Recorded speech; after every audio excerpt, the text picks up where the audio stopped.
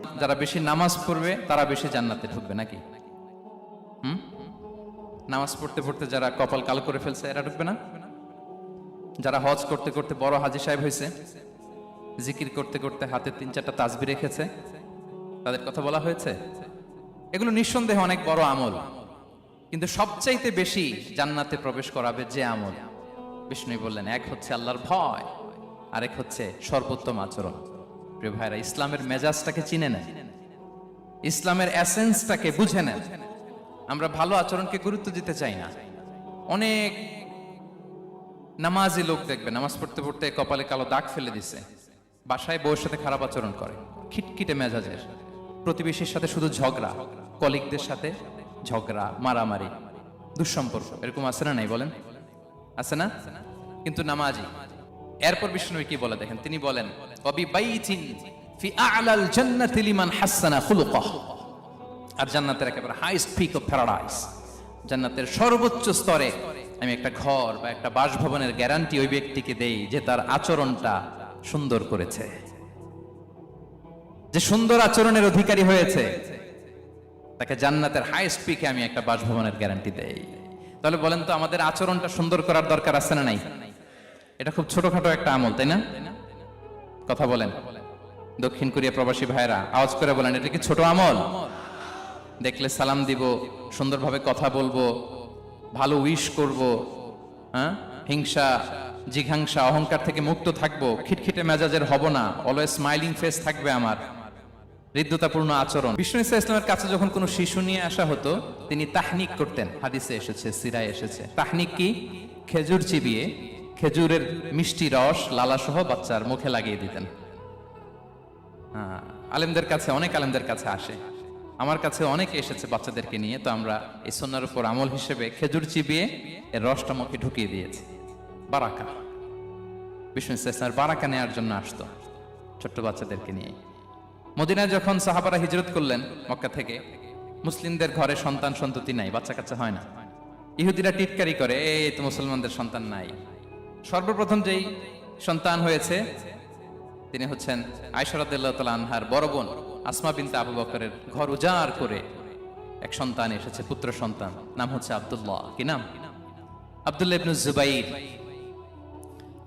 তো আসমা আব্দুল্লাহকে কোলে নিয়ে বিশ্বনবীর কাছে আসলেন। বিশ্বনবী খেজুর চিবিয়ে ওনার লালা মিশ্রিত রস খেজুর সহ মুখে লাগিয়ে দিলেন। বিশ্বনবী কুয়ার মধ্যে লোনা পানির কুয়ায় থুতু ফেললে মুহূর্তে লোনা পানির কুয়া মিঠা পানির কুয়ায় পরিণত হতো। এই বদমাসটা যখন কপি করে থুতু মারছে ওদের এলাকার কুয়ায়, ওটা ছিল মিঠা পানি, ওটা মুহূর্তের মধ্যে লোনা পানির কুয়া হয়ে গেছে। তো বিশ্বনবীকে কপি করে সে তার এলাকার নবজাতক বাচ্চাদের মাথায় যখন হাত বুলিয়ে দিতে শুরু করলো, পরবর্তীতে দেখা গেল ওই বাচ্চাগুলো আজীবন ছিল টাক মাথা। চুল বাড়বে তো দূরের কথা, এদের মাথায় চুলই ওঠে নাই। আল্লাহু আকবার, মুআজিজাতুন নবী। বিষ্ণু মাথায় হাত বুলিয়ে দিতেন, বাচ্চাদেরকে চুমু খেতেন। আপনারা বাচ্চাদেরকে কোলে নেবেন, আদর করবেন, চুমু খাবেন, বিষ্ণুবীর সুন্নাহ এটা। বাচ্চাদের সালাম দিতেন। তো নামাজের এক সিজদায় বিষ্ণুবী এমন লম্বা সময় সিজদায় পড়ে রইলেন, মাথার উঠান না। মুসল্লিরা তো অবাক, সাহাবারা ভাবলেন, হায় রে, নবীজি অসুস্থ হয়ে গেলেন নাকি, অথবা ওহী নাজিল হলো নাকি। নামাজ শেষে সাহাবারা জিজ্ঞেস করলেন, ইয়া রাসূলুল্লাহ, আপনি কি অসুস্থ হয়েছেন নাকি ওহী নাজিল হচ্ছিল? এত লম্বা সিজদা দিতে তো কখন দেখি নাই। বিশ্বনবী বললেন, না না, কুল্লুন যালিকা লাম ইয়াকুন, কোনটাই না, বরং ওয়ালাকিন নাবনি ইরতাহালানি, আমার নানা ভাই হাসান হোসাইন সিজদারত অবস্থায় আমার পিঠের উপরে উঠে বসেছিল। ফাকারিহতু আন উআজ্জিলাহু হাত্তা ইয়াকদিয়া হাজাতা, আমি উঠে গেলে তাদের ডিস্টার্ব হবে, এজন্য সিজদায় পড়েছিলাম। যতক্ষণ তাদের পিঠে উঠে খেলতে মনে চেয়েছে তারা খেলেছে, তারা নেমেছে, তারপরে সিজদা থেকে মাথা উঁচু করে দাঁড়িয়েছি। সুবহানাল্লাহি ওয়া বিহামদিহি। তো আমরা কাঁধে নিয়ে খেলবো তো দূরের কথা, আমরা অনেকে বাচ্চাদেরকে মসজিদে দেখলেই রেগে যাই, আছে না নাই? অনেক মুরব্বীরা আছে মসজিদে বাচ্চা দেখতে পারে না, দেখবেন, হ্যাঁ, খিটখিটে মেজাজের হয়ে যায়, রিয়্যাক্ট করে। আলহামদুলিল্লাহ গত অনেক বছর ধরে বাংলাদেশে এটা নিয়ে আমরা কন্টিনিউয়াসলি বলেছি যে না, শিশুদেরকে আপনারা মসজিদে আসলে ধমক দিবেন না, ভুল করলে, আওয়াজ করলে, চিৎকার করলেও তাদেরকে বকা দেওয়া যাবে? বলেন, আজকে যদিও বকা খেয়ে মসজিদ থেকে ফিরে যায়, আর কোনোদিন মসজিদের দিকে পা বাড়াবে? ও যাবে ক্লাবে, হ্যাঁ, ও যাবে গানের কনসার্টে, আর ফেরাতে পারবেন মসজিদে? আর আসবে না। আপনাদের আহমদে একটা হাদিস এসেছে, বিষ্ণু ইসা ইসলাম ওনার চাচাতো ভাইদেরকে নিয়ে দৌড় প্রতিযোগিতা করাতেন, লাইন ধরে দাঁড় করাতেন আর বলতেন মান সাবাকা ইলাইয়া ফালাহু কাদা ওয়া কাদা, সবাই দাঁড়াও, দেখি কে কার আগে আমাকে দৌড়ে ধরতে পারে, যে ধরতে পারবে তাকে পুরস্কার দেব। আল্লাহু আকবার। এবং বিশ্বনবীর এই কথা শুনে সবাই দৌড়ে যে বিশ্বনবীর ঘাড়ের উপর উঠতো, বুকের উপর উঠতো, ঝাঁপিয়ে পড়তো, বিশ্বনবী সবাইকে ধরে আগলে নিতেন, প্রত্যেকের গালে চুমু খেতেন। পড়েন সুবহানাল্লাহ। এই ছিল শিশুদের প্রতি বিষ্ণু ইসা ইসলামের আচরণ। তো আমরা এরকম আচরণ করি কিনা? আমাদের আচরণটা আমাদের বাচ্চা, আমাদের আত্মীয় স্বজনের ছোট ছেলে মেয়ে, আমরা কোথাও শিশুদেরকে যদি দেখি, আমরা তাদের সাথে কিভাবে আচরণ করি একটু মিলিয়ে নিন। কার আচরণ কেমন, এরকম করেন কিনা আমি আর জিজ্ঞেস করতে চাইলাম না, জাস্ট আস্ক ইউরসেলফ, নিজেকে জিজ্ঞেস করুন যে আমরা আমাদের বাচ্চাদের সাথে এরকম আচরণ করি কিনা। সাহাবারা তো সবচাইতে বেশি বিশ্বনবীর সঙ্গ পেয়েছেন, তাই না? তাদের সাথে কেমন আচরণ ছিল? যে আয়াতটি দিয়ে আমি শুরু করেছি, আল্লাহ বলেছেন ফাবিমা রাহমাতিম মিনাল্লাহি লিনতা লাহুম ওয়ালাউ কুনতা ফাযযান গালিযাল কলবি লানফাদ্দু মিন হাওলিক। সাহাবারা বিশ্বনবীর এত ভালোবাসা পেয়েছেন, এত সুন্দর আচরণ পেয়েছেন, তারা বিশ্বনবীকে সবসময় আগলে রাখতে চাইতেন, ঘিরে থাকতে চাইতেন, তার সঙ্গ ছাড়তে চাইতেন না। পড়েন সুবহানাল্লাহ। বাসায় ভাল লাগে না, বিশ্বনবীর কাছে চলে যেতেন। ওয়াইফের সাথে মনোমালিন্য, নবীর দরবারে চলে যেতেন। এমনকি কোন সাহাবীর পেটে যদি ক্ষুধা লাগতো, ঘরে খাবার না থাকতো, তারা বিশ্বনবীর কাছে চলে যেতেন। তারা বলতেন নবীর চেহারার দিকে তাকিয়ে থাকলেই আমাদের ক্ষুধা মিটে যেত। আগলে রাখতেন সবসময় বিষ্ণু ইসা ইসলামকে। আর সবসময় বিষ্ণু ইসা ইসলাম একটা স্মাইলিং ফেস নিয়ে তাদের সাথে কথা বলতেন, মুচকি হাসবেন। বিষ্ণু বলেন তাবাসসুমুকা ফি ওয়াজহি আখিকা সাদাকা, you smile to your brother, it's a charity. তোমার ভাইয়ের দিকে তাকিয়ে তুমি যে মুচকি হাসো, এটা সাদাকা দেওয়ার সওয়াব কামিয়ে ফেলো তুমি। এবং সাহাবারা বলতেন মা রাআইতু আহাদান আকসারা তাবাসসুমান মিন রাসূলিল্লাহ সাল্লাল্লাহু আলাইহি ওয়াসাল্লাম। বিশ্বনবীর চাইতে বেশি কাউকে আমরা কোনোদিন মুচকি হাসি দিতে দেখিনি। মুচকি হাসেন তো আপনারা? মুচকি হাসবেন, হাসলে যদি সাদাকার সওয়াব হয় তো আমরা মুখ গোমরা করে রাখবো কেন? দেখবেন যিনি মুচকি হাসে তাকে সবাই পছন্দ করে, আর যিনি গোমরা মুখ থাকে তার দেখতে ভালো লাগে। আমার ভালো লাগে না, আপনাদের লাগে? হাসি কিন্তু সংক্রামক, ইতিবাচক ভাবে সংক্রামক। আপনি হাসলে দেখবেন হেসে হেসে কথা বলে যার সাথে বলতেছেন তারও একটা হাসি। আপনি গোমরা মুখ থাকলে ওই ব্যক্তিও গোমরা মুখ, ঠিক কিনা বলেন? এবং মুচকি হাসলে স্বাস্থ্য ভালো থাকে, মানসিক স্বাস্থ্যের সাথে এটা সম্পর্ক আছে। দেখেন বিষ্ণু ইসলাম কেমন কনসিডারেট ছিলেন। বিশ্বনবী যদি কারোর সাথে মুসাফা করতেন, ভাই একটু হাত মিলান তো, এই যে ওই লোক হাত সরানোর আগে বিশ্বনবী হাত সরাতেন না। যখন উনি হাতটা টান দিতেন তখন নবী হাত টান দিতেন। কারোর সাথে কথা বলার সময় এইভাবে আর চোখে তাকাতেন না, এইভাবে না। কথা বলতে হইলে ঘুরে তার দিকে হয়ে তাকে সম্মান দিয়ে, রেসপেক্ট দিয়ে কথা শুরু করতেন। কেউ কোনো গুরুত্বপূর্ণ কথা কানে কানে বলতে চাইলে তিনি কথা শেষ না হওয়া পর্যন্ত মাথা সরাতেন না। সুবহানাল্লাহ, আসতে বলেন। আল্লাহু আকবার, আল্লাহু আকবার। একটু মিলিয়ে নেই, আসলে কি আমরা পারি এত চমৎকার আচরণ উপহার দিতে? কতটা কনসিডারেট ছিলেন দেখেন। এক বেদুইন, অক্ষর জ্ঞানহীন মানুষ, সভ্যতার ছোঁয়া তার মধ্যে লাগেনি। সে মসজিদে নববীতে ঢুকে একবার মসজিদে নববীর মাঝখানে পেশাব করা শুরু করলেন। কি করা শুরু করলেন? কোথায়? টয়লেটে? কোথায়? ইসলামের সবচাইতে দ্বিতীয় সবচাইতে পবিত্র জায়গা বিশ্বনবীর মসজিদের মাঝখানে। সাহাবারা তাকে মারতে উদ্ধত হলেন। বিষ্ণু বললেন দাও, থামো থামো, এই থামো থামো। কারণ প্রস্রাব করার সময়, টয়লেট করার সময় হুট করে কাউকে ধমক দেওয়া যায় না, ডাকা যায় না, দরজায় বড় নক করা যায় না, করলে তার ক্ষতি হতে পারে, এটা করবেন না।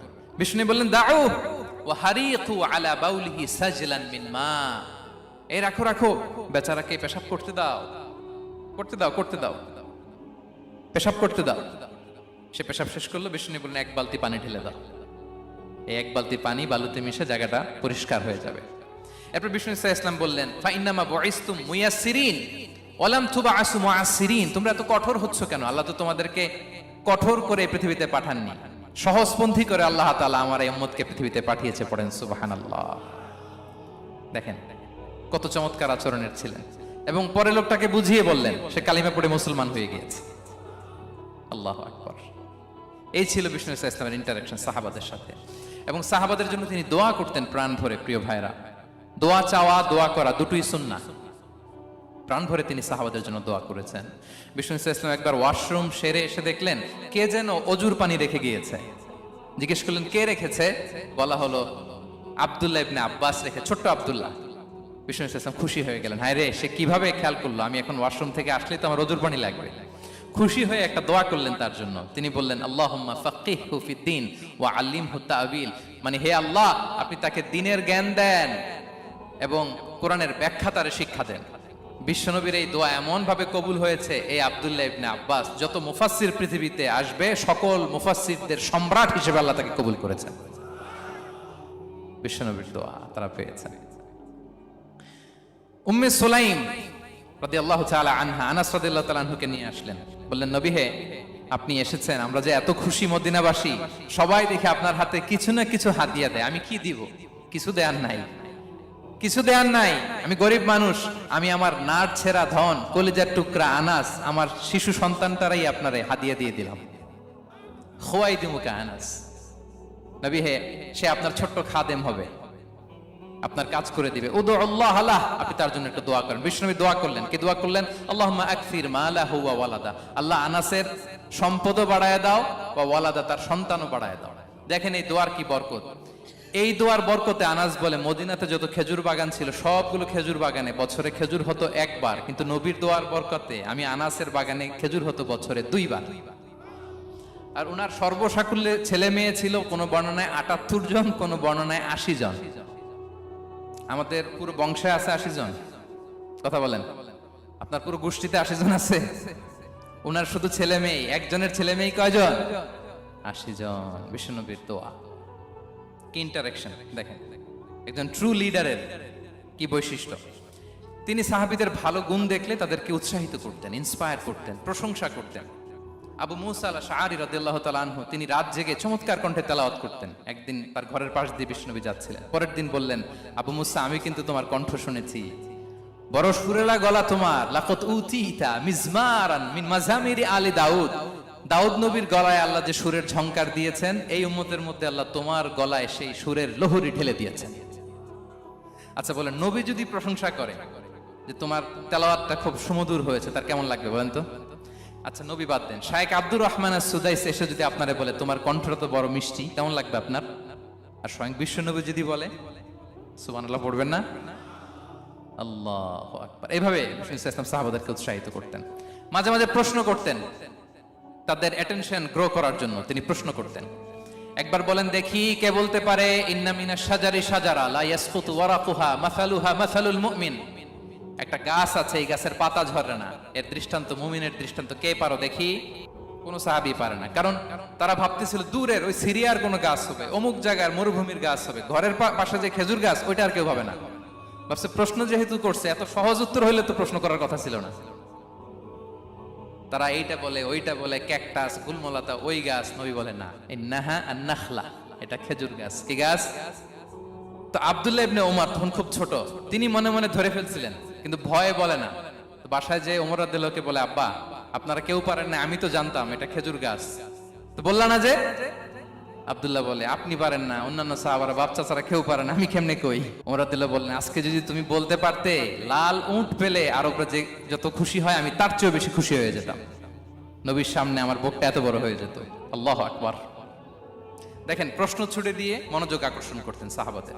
রসিকতা করতেন মাঝে মাঝে, রসিকতা। এক সাহাবী বলেন, ইয়া রাসূলুল্লাহ, আমার চলতে বড্ড কষ্ট হয়, আপনি যদি দয়া করে আমাকে একটা উট দিতেন, তাহলে আমি রাইড নিতাম এটার উপরে, এটা দিয়ে চলতাম, সফরের কষ্ট কমে যেত। বিষ্ণু বলেন, যাও, ঠিক আছে, তোমাকে একটা উটের বাচ্চা দিব। কি দিব? সাহাবী বলেন, ইয়া রাসূলুল্লাহ, আমি চাইলাম কি আর আপনি বললেন কি? আমার তো লাগবে এমন উট যেটা দিয়ে মরুভূমিতে চলা যায়। বিষ্ণু বলেন, ওই উটটাও তো অন্য কোনো না কোনো উটের বাচ্চা। সুবহানাল্লাহ পড়বেন না? ছোট্ট কথা, দেখেন কি রসিকতা, কি সেন্স অফ হিউমার। সুবহানাল্লাহ। সাহাবীদের সাথে এক কাতারে মিশে কাজ করতেন, নিজ হাতে সাহাবীদের সাথে মিশে কি করেছেন? মসজিদে নববী নির্মাণ করেছেন। 5ম হিজরিতে নিজে মরুভূমির বালু খনন করে পেটে পাথর বেঁধে পরীক্ষা খনন করেছেন সাহাবীদের সাথে। True leader. শুধু তাই নয়, সাহাবারা ভালো পরামর্শ দিলে সেটা অ্যাকসেপ্ট করতেন। আমাদের মধ্যে অনেকের একটা ইগোইস্টিক ঝামেলা আছে, বাড়ির কাজের মেয়ে বলছে, কাজের ছেলে বলছে, এই আমার স্টাফ বলছে, এটা আমি কেন শুনবো? এরকম একটা মেন্টালিটি অনেকের আছে না নাই? অনেক সময় তাদের মধ্য থেকেও ভালো পরামর্শ আসতে পারে না? বলেন পারে কিনা?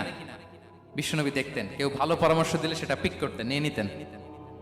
বদরের যুদ্ধে মুসলিম সৈন্যরা কোথায় ক্যাম্প করবে?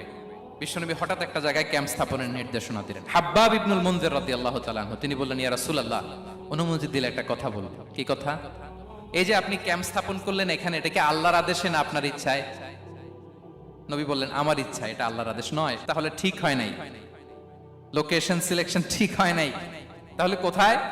হাব্বাব বললেন, ইয়া রাসূলুল্লাহ, ওই যে কূপ দেখা যায় ওখানে, দ্যাটস আওয়ার লোকেশন, ওখানে করলে ভালো হবে। কেন? বলতেছে, আমরা ওখানে ব্যারিকেড দিয়ে রাখবো, পানি আমাদের কন্ট্রোলে থাকবে, কুরাইশরা পানির অভাবে যুদ্ধ ছাড়াই মরবে, আমরা পানি খেয়ে যুদ্ধ করবো। সুবহানাল্লাহ বলেন। বিশ্বনবী সাথে সাথে হাব্বাবের কথা মেনে নিলেন, বলে যে না, আমি যে ডিসিশন দিয়েছি সৈন্যদের মধ্যে আবার ছড়িয়ে দাও, we should change our location. আল্লাহু আকবার। তাহলে সাহাবাদের সাথে ইন্টারেকশন কি ফ্র্যাঙ্কলি, কি ওপেন মাইন্ডেড, সুবহানাল্লাহ বিহামদিহি। তাহলে শিশুদের সাথে গেল, বড়দের সাথে, সাহাবাদের সাথেও গেল। আল্লাহ। আচ্ছা, 3 নম্বরে স্টাফের সাথে, কর্মচারীর সাথে, সেবকের সাথে বিষ্ণু ইসলাম কি আচরণ করেছেন? বিষ্ণু ইসলামের অনেক খাদেম ছিল, সিরাতে এসেছে। সবার কথা তো বলা যাবে না, একজনের কথা বলি, আনাস রাদিয়াল্লাহু তাআলা আনহুর কথা। আনাস, লক্ষ্মীপুরে আমি এক জায়গায় ওনার কোন একটা ওয়াজ করতে যেয়ে আমি বললাম, আনাস নামটা কেমন লাগে? কারণ অনেকে বাচ্চা নিয়ে এসে বলে, হুজুর নাম রেখে দেন। তাই আমি বললাম, আজকে এখানে নাম দিয়ে দেই আনাস। এই বছর এই লক্ষ্মীপুরে যত বাচ্চা হবে যাদের মনে চায় আনাস রেখে দিয়েন। 3-4 বছর পরে শুনি আনাস দিয়ে লক্ষ্মীপুর ভরে গেছে। অনেকে আমাকে জানাইছে ছেলের নাম কি আনাস। তো বলে যে, ওই যে হুজুর আপনি 19 সালে আমাদের লক্ষ্মীপুরে এসে বলছিলেন, ওই কথা থেকে আমরা, পেটে ছিল বাচ্চা, আমরা নিয়ত করে ফেলছি আনাস রাখবো। আনাস নামটা অনেক সুন্দর না? সাহাবাদের নামগুলো চুজ করে করে ছেলেদের নাম রাখবেন। উনি ছিলেন বিষ্ণু ইসলামের খাদেম। কোনদিন তিনি কোন ওনার স্টাফকে, সেবককে, খাদেমকে মারধর করেন নাই কোনদিন। আমরা তো পান থেকে চুন খসলে, আল্লাহ, বাংলাদেশে ওই যে লোহার খুন্তি গরম করে কাজের মেয়ের পিঠে শাঁকা দেয়া হয়, এরকম আছে না নাই? ডাকাত বলেন। মানবাধিকার কর্মী, আবার নারী আন্দোলনের বড় নেত্রী, কিন্তু ঘরের ভেতরে দেখা যায় তার আসল চরিত্র। কারো আসল চরিত্র যদি জানতে চান, কয়েকটা জায়গায় নক করলে জানা যায়। এক হচ্ছে তার বউ, তার ব্যাপারে কি বলে, তার স্ত্রী। এরপর তার ড্রাইভার কি বলে, তার ঘরের কাজের মহিলাটা কি বলে। এদের কাছে নক করলেই আপনি বড় সাহেবের আসল তথ্য পেয়ে যাবেন। কথা বুঝতে পেরেছেন? আনাস রাদিয়াল্লাহু তাআলা আনহু বলেন, খাদিমতুন নাবিয়্যা 10 সিনিন ফামা ক্বালা লি উফ ফামা ক্বালা লি লিমা সানা'তা ওয়ালা লিমা লা সানা'তা। আমি 1 বছর 2 বছর নয়, 10 বছর বিশ্বনবীর খাদেম ছিলাম। আওয়াজ করে বলেন তো, কয় বছর? একদিনের জন্য আমার কোনো কাজে বিরক্ত হয়, উহ ইস, আরে, বিরক্ত হয়ে আমরা এগুলো বলি না? একদিনের জন্য বলে না, একদিন, একটি মুহূর্তের জন্য। এই 10 বছরে একটিবারও প্যারা নবীজি বলেন নাই, আনাস এটা কেন করলে? একবারের জন্য বলে নাই, আনাস এটা করলে না কেন? একবারের জন্য তিনি বলেন। আনাস রাদিয়াল্লাহু তাআলা আনহু বলেন, একদিন একটা কাজে, সম্ভবত জুব্বা আনতে আমাকে বিষ্ণু পাঠিয়েছিলেন। আমি ছোট মানুষ, জুব্বা আনতে যে ভুলে আমি মদিনার বাচ্চাদের খেলা দেখতে আরম্ভ করলাম। বাচ্চারা রাস্তায় খেলাধুলা করে না? বিশ্বনবী যেটা আনতে পাঠিয়েছে ওইটা না এনে ভুলে, ছোট মানুষ তো, সেও দাঁড়িয়ে দাঁড়িয়ে মদিনার ছেলে মেয়েদের খেলা দেখতেছে। এখন সময়ের পর সময় যায়, ঘন্টার পর ঘন্টা যায়, আনাস তো আর আসে না জুব্বা নিয়ে। বিশ্বনবী ভাবলেন, হায় রে, আনাস মনে ভুলে গেছে, যাই নিজের কাজ নিজেই করে নিয়ে আসি। বিশ্বনবী বেরোলেন, বেরোই দেখে ওই তো আনাস, আমার আনাস বাচ্চাদের সাথে খেলা দেখতেছে। আমরা হইলে কি করতাম? আমরা হইলে কি? মাইর, ওই যে ডাইরেক্ট মাইর। আল্লাহ, আজকে তোর একদিন কি আমার একদিন না? বিষ্ণুবী গেলেন, তিনিও বাচ্চাদের সাথে খেলা দেখতে শুরু করলেন, কিছুই বললেন না, শুধু আলতো হাতে আনাসের পিঠে হাত রাখলেন, ঘাড়ে আলতো হাতে। বিষ্ণুবীর হাতটা রেশমের চেয়েও সফট ছিল। হাত রাখলেন, হাত রাখাতে আনাস রাদিয়াল্লাহু তাআলা আনহু ফানাযারতু ইলাই, তিনি বললেন, আমি পিছনের দিকে তাকালাম, বিষ্ণুবীর দিকে আমি তাকালাম। হঠাৎ করে দেখলাম যে বিষ্ণুবী। তাকানোর পর পর আমি ভয় পেয়ে গেলাম, কিন্তু বিষ্ণু ইসলাম ধমক দেয় নাই, কিরে আনাস তুই এখানে, এটাও বলে নাই। তাকালাম, ওয়া হুয়া ইয়াদহাক, তিনি একটা মুচকি হাসি দিলেন। বললেন, আনাস তোমাকে না কাজে পাঠিয়েছিলাম, এখানে কেন? আনাস বলে, ইয়া রাসূলুল্লাহ ক্ষমা করে দেন, আমি যাচ্ছি। আনাস বলে, বিশ্বনবীর সেদিনের মুচকি হাসির শাসন মরার আগের দিন পর্যন্ত আমার এই সোজা রাস্তায় রেখেছে। ভাইরা আমার, শাসন করতে জানলে পিট্টি দেয়া লাগে না, ধমক দেয়া লাগে না, মার দেয়া লাগে না। শাসন করতে জানলে একটা মুচকি হাসি দিয়ে শাসন করা যায়। এবার জানবো স্ত্রীর সাথে আচরণ। স্ত্রী যার সাথে আমার সম্পর্ক খুবই গভীর, খুবই মজবুত, তার সাথে কেমন আচরণ ছিল। সিরাতে অনেক কথা এসেছে, আমাদের সময় নেই, সংক্ষেপে বলি। স্ত্রীদের তিনি আগে সালাম দিতেন, মসজিদ থেকে ঘরে পৌঁছে দিতেন, ঘরের কাজে সহযোগিতা করতেন, ওঠে ওঠার সময় হেল্প করতেন, মাঝে মাঝে স্ত্রীদের পরামর্শও নিতেন। আপনারা এগুলো করেন তো? করেন? এই যে আওয়াজ নাই, পেছনে কিন্তু ভাবিরা বসে আছে সবাই। উল্টা পাল্টা বললে এখানে উইটনেস আছে, খবর আছে আজকে। এগুলো করেন? করেন? হ্যাঁ, করতে হবে, করতে হবে। বিষ্ণু ইসলাম নিজ হাতে ঘরে উটের দুধ দহন করতেন, রুটি সেকা দিতেন, কাপড় সেলাই করতেন, এই কাজগুলো করতেন। এবং আম্মা জান আয়েশা রাদিয়াল্লাহু তাআলা আনহাকে এত ভালোবাসতেন, তিনি বলেন, আমি গোশত খেয়ে ওটার হাড্ডিটা রেখে দিলে বিশ্বনবী আমার খাওয়া হাড্ডিটা নিয়ে আবার চষতে শুরু করতেন। আমি গ্লাসের যেখান দিয়ে পানি খেতাম, পেয়ালার খুঁজে খুঁজে বিশ্বনবী ওই জায়গায় ঠোঁট লাগিয়ে পানি খেতেন। মাইমুনা রাদিয়াল্লাহু তাআলা আনহা বলেন যে আমি আর বিশ্বনবী এক বালতি থেকে মগ দিয়ে পানি নিয়ে দুজনে গোসল করেছি। আল্লাহু আকবার, কি চমৎকার আচরণ। এবং স্ত্রীদের নিয়ে তিনি সফর করতে বেরোতেন। একবার রাত্রিবেলা বিষ্ণু ইসলাম এবং আম্মা জান আয়েশা রাদিয়াল্লাহু তাআলা আনহা, বিষ্ণু বলেন চলো তো আমরা একটু দৌড় দেই, এক্সারসাইজ হয়ে যাবে। দুইজনে দৌড় দিলেন। তখন আম্মা জান আয়েশা রাদিয়াল্লাহু তাআলা আনহা একটু স্লিম ছিলেন, তো দৌড়ে বিশ্বনবী পিছে পড়ে গেলেন, আম্মা জান আয়েশা ফার্স্ট হয়ে গেলেন, আগে চলে গেলেন। বড্ড খুশি, উনি বিশ্বনবীকে হারিয়েছেন। আবার অনেক বছর পরে, তখন সময়ের ব্যবধানে আম্মা জান আয়েশা একটু হেলদি হয়ে গিয়েছেন, আগের মতো আর চিকন নেই। আবার বিশ্বনবী কোনো এক রাতে বললেন, আয়েশা চলো আজকেও একটু এক্সারসাইজ করি, দৌড় দেই। দুজন মিলে দৌড় দিলেন। আজকে বিশ্বনবী আর আম্মা জান আয়েশাকে চান্স দেন নাই, তিনি জোরে দৌড়ে আম্মা জান আয়েশাকে রানার আপ করে দিলেন, উনি ফার্স্ট হয়ে গেলেন। এরপর কি বললেন জানেন? শুনুন, আবু দাউদের হাদিস, তিনি বললেন, ইয়া আয়েশা হাদিহি বিতিলকা সাবকা। দেখেন বিশ্বনবী মনে রাখছেন, নোটে রাখছেন। বিশ্বনবী বললেন, আয়েশা ওই যে এত বছর আগে কোন এক রাতে মরুভূমিতে দৌড়ে আমাকে হারাইছিলা, আজকে ওইটার বদলা নিয়ে নিলাম। তিলকা সাবকা, ওইটার বিনিময়ে এটা। ওই দিন তুমি জিতছিলা, আজকে তোমার উপর আমি জিতে গেলাম। কি হৃদ্যতা ছিল, কি সম্পর্ক ছিল স্ত্রীর সাথে। তাই বলে মনে করবেন না যে কোনো মনোমালিন্য হতো না, হতো। মানবিক যে ব্যাপারগুলো, মাঝে মাঝে একটু ছোটখাটো মিষ্টি ঝগড়া, একটু মনোমালিন্য, এটাও হতো। এবং বিশ্বনবী এটাও টের পেতেন। তিনি বলতেন, আয়েশা ইন্নী লা আ'লামু ইযা কুনতি আলাইয়া গাদবা ওয়া ইযা কুনতি আলাইয়া রাদিয়া। আয়েশা, কখন তুমি আমার উপর রেগে থাকো আর কখন খুশি থাকো, সবটাই কিন্তু আমি টের পাই। মজা আয়েশা অবাক হলেন, কি করে টের পান?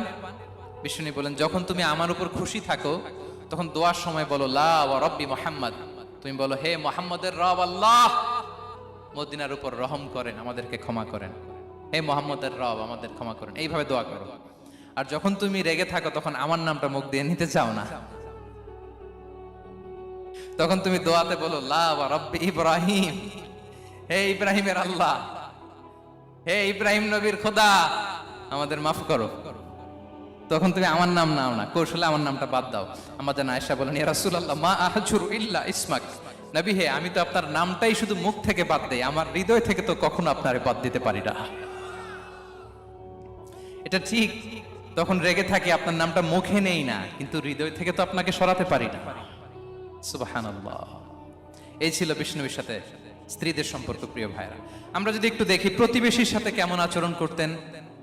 নেইবার, বিষ্ণু বলতেন, মান কানা ইউমিনু বিল্লাহি ওয়াল ইয়াউমিল আখিরি ফালইউকরিম দাইফা, যে আল্লাহ বিশ্বাস করে, আখিরাতে বিশ্বাস করে, সে যেন প্রতিবেশীকে সম্মান করে।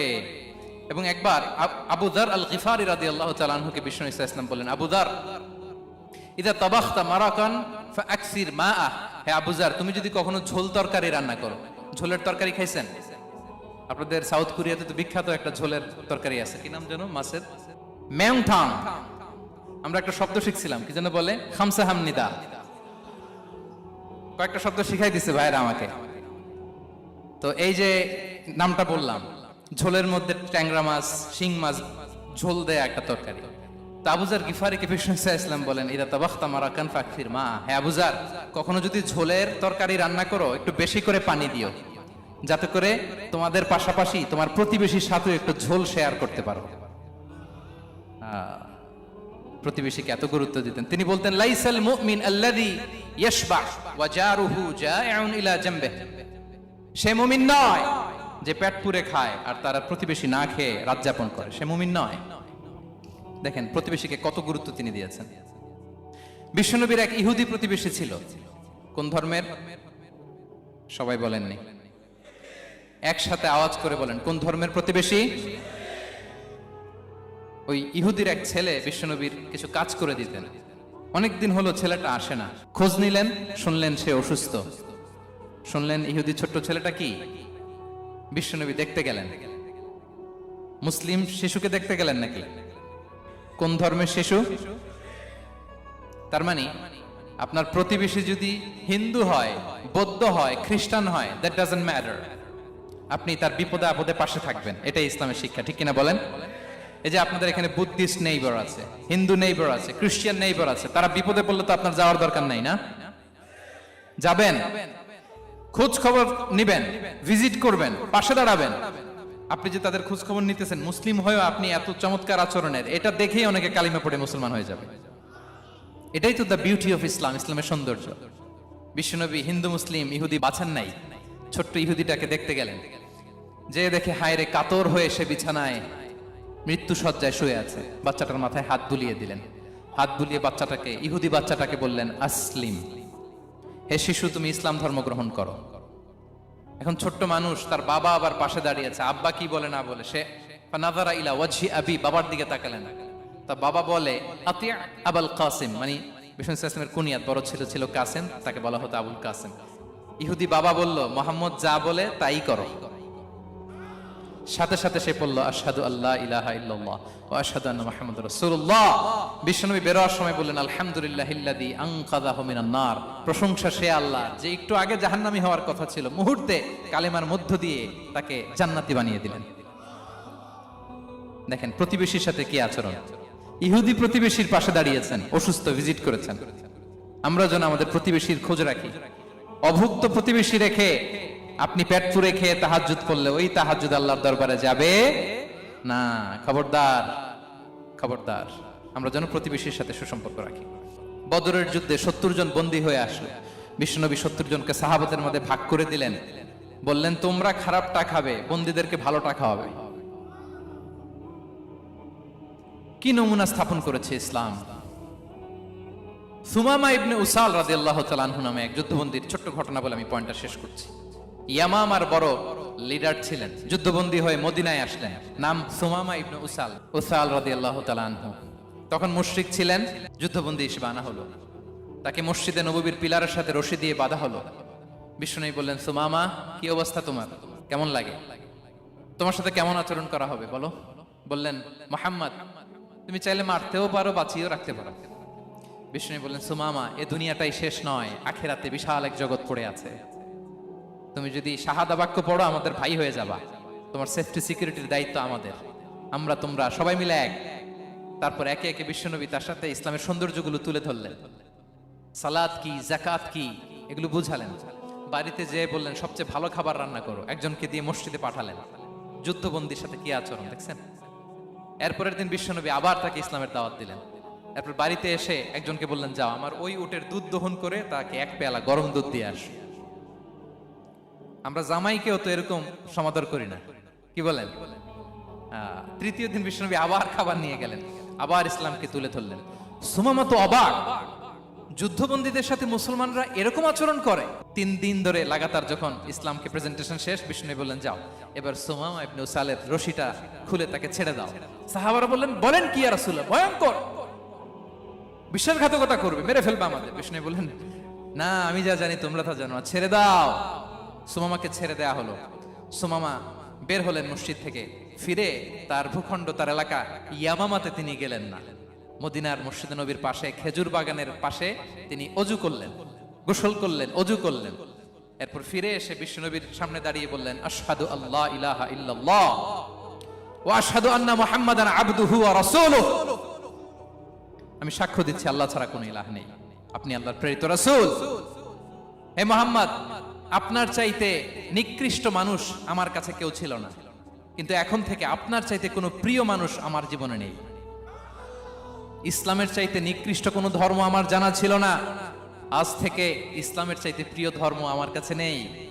মদিনার চেয়ে নিকৃষ্ট কোনো শহর আমার কাছে ছিল না, সবচেয়ে অপছন্দের শহর। আজ থেকে মদিনার চেয়ে প্রিয় শহর আমার কাছে নেই। দিস ইজ ইসলাম। বিশ্বনবীরে বললেন, হে নবী, আপনি আমাকে উমরার অনুমতি দিন।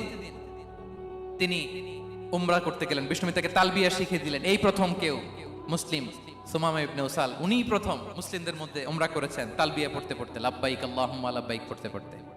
উমরা করা শেষে ইয়ামামা থেকে গম আসতো মক্কায়, ওই গম পিষে রুটি বানিয়ে মক্কাবাসী খেয়ে বেঁচে থাকতো। উনি ঘোষণা দিলেন, মুহাম্মাদের অনুমতি ছাড়া ইয়ামামার একটি গমের দানা আজ থেকে মক্কায় পৌঁছবে না।